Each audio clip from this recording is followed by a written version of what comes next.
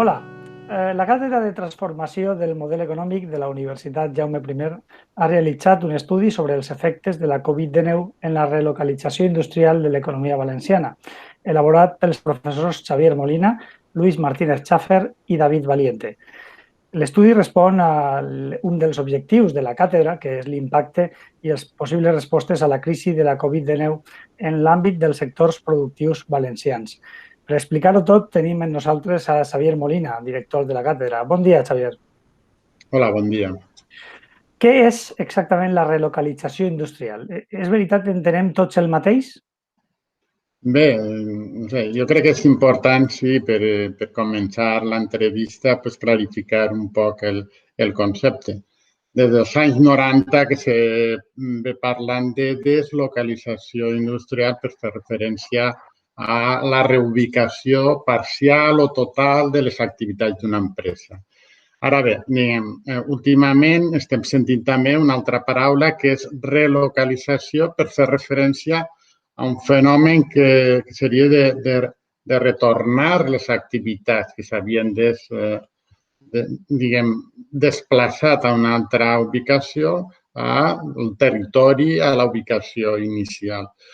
És veritat que podem acceptar aquesta diferenciació, encara que, originàriament sempre havíem parlat de les dues maneres, deslocalització i relocalització. La relocalització s'utilitzava pues, per a llevar-li aquest component negatiu i per pensar que simplement les activitats d'una empresa en una fase de globalització pues, havia de repensar la ubicació de cada una de les seues fases, sense més, no? I un poc aquesta seria la idea. Podem acceptar relocalització com la tornada de les activitats, entenent que relocalització és tot.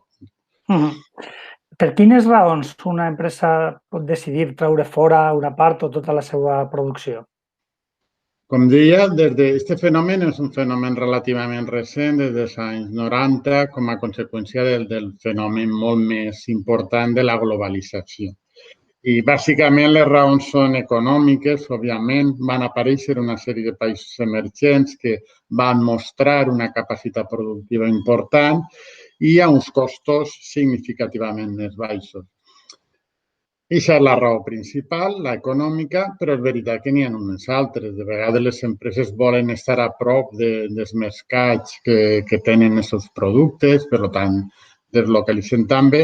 I després és veritat que n'hi ha uns factors que podríem dir que són inhibidors, no? que frenen aquesta decisió, a lo millor lògica des d'un punt de vista econòmic, de moure les seues activitats. Estic parlant de que de vegades pues, tenim problemes de confiança en els proveïdors, de vegades que n'hi ha fases de la nostra fabricació que són nuclears, que són estratègicament importants per a nosaltres, i aleshores encara que econòmicament, en termes de costos, seria més interessant traure fora aquesta activitat, la retenim en el territori per salvaguardar, per evitar el risc d'oportunisme del proveïdor o de l'empresa a la qual deslocalitzem en definitiva, és un fenomen dels anys 90 que se ve acompanyat de la globalització en el sentit també de van baixar totes les traves comercials, se va potenciar molt el comerç internacional i això va afavorir aquesta possibilitat econòmica. Això, com dius, quan parlem d'un fenomen que ja ve dels anys 90, és evident que estem acostumats a ell, però quina novetat ha introduït l'impacte d'aquesta pandèmia en el procés de presa de decisions sobre què ha de fer una empresa sobre relocalitzar o no? Clar, això és un poc lo interessant i el que nosaltres hem tractat com si diguérem, d'afegir com a valor a l'estudi que estem fent. És la reflexió de dir, bé, aquesta dinàmica de decisions de deslocalització era més o menys coneguda i se repetia i era clara, però és evident que l'aparició de la pandèmia el que ha fet és ficar a prova aquest model de decisió. I per què l'ha ficat a prova? Perquè sobretot, i és conegut de tots, vam entrar un poc en pànic, no? en els problemes d'abastiment de determinats productes sanitaris. Se va ficar en evidència que aquests factors que abans comentàvem, que havien fomentat la relocalització, ara jugaven en contra. És a dir, els països se van tancar, de moment se van crear barreres, diguem, a lo que és el comerç internacional, perquè tot el món volia protegir, diguem, el seu propi territori. I després, diguem, sobretot el que va passar és una pèrdua de confiança en els proveïdors habituals d'esta cadena global. Aleshores, front a això, n'hi ha altres factors que també jugaven, que han tingut aquest paper doble. No? Ficaré un exemple. Les noves tecnologies eren un element que se va dir sempre que ajudava a la relocalització en el sentit, diguem, de dins cap a fora. Però és que ara les noves tecnologies juguen un paper, o poden jugar un paper en sentit contrari. És a dir, s'està parlant d'accelerar la robotització de les plantes, per exemple. La utilització, diguem, d'aquestes tecnologies en la producció farà menys rellevant, diguem, el cost, per exemple, salarial. La diferència, el gap entre el cost, l'estructura salarial d'un país i un altre.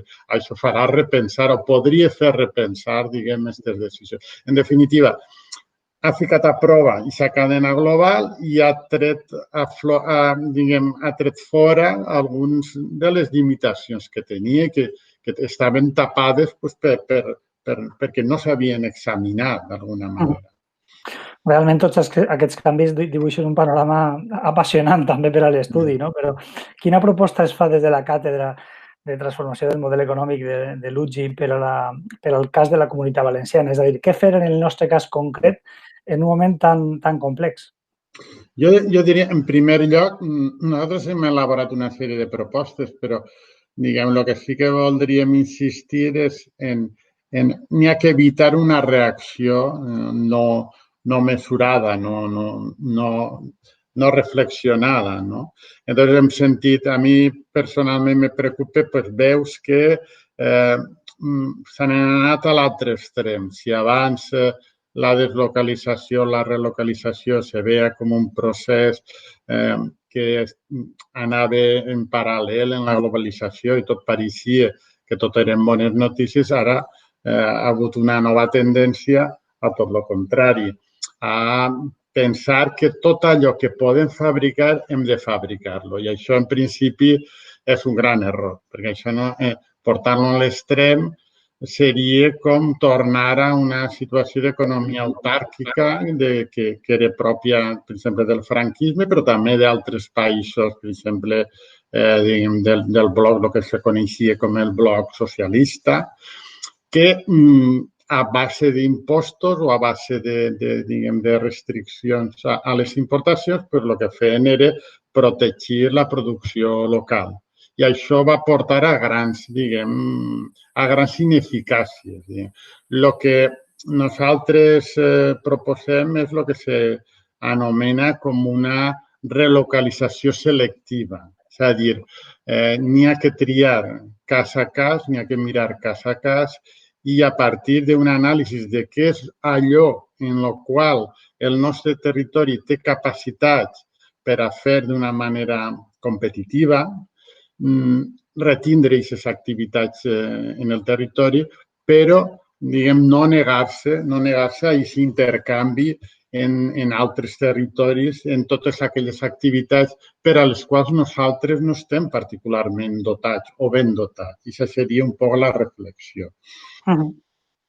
I finalment hi ha una cosa que també crida l'atenció. L'estudi conclou, entre altres coses, que per a la Comunitat Valenciana pot ser clau mantenir i millorar la capacitat d'innovació. Per què? Això és molt important perquè, en definitiva, el que estava comentant abans, què hem de retindre, què hem d'adquirir fora, en definitiva, nosaltres el que tenim que averiguar I això seria un poc la prescripció del treball. El que tenim que averiguar és, en la nostra estructura, el que se denominen capacitats territorials, què coses, diguem, poden fer millor. I això vol dir que hi ha dues maneres d'afegir valor a lo que produïm. Una, tenim capacitat de diversificar, de fer nous productes que estiguen, per exemple, en fase inicial del seu cicle productiu. Aquesta capacitat de diversificació, d'especialització i, d'altra banda, dins del cicle productiu d'aquests productes, fer coses, fer fases, que normalment no és la manufactura, sinó la premanufactura i la postmanufactura, on el valor afegit és més important. Val? Aleshores, per a fer justament això, el que necessitem és capacitat innovadora, perquè la innovació, en definitiva, és elaborar nous productes, nous serveis o millorar els que tenim. I això és la clau per a poder diversificar-nos i per a poder especialitzar-nos en activitats que generen valor afegit. Això seria un poc, en resum, la idea que volem transmetre a l'apostar per el manteniment de la capacitat d'innovació. Molt bé. Doncs, Xavier, moltíssimes gràcies i fins la propera. Molt bé.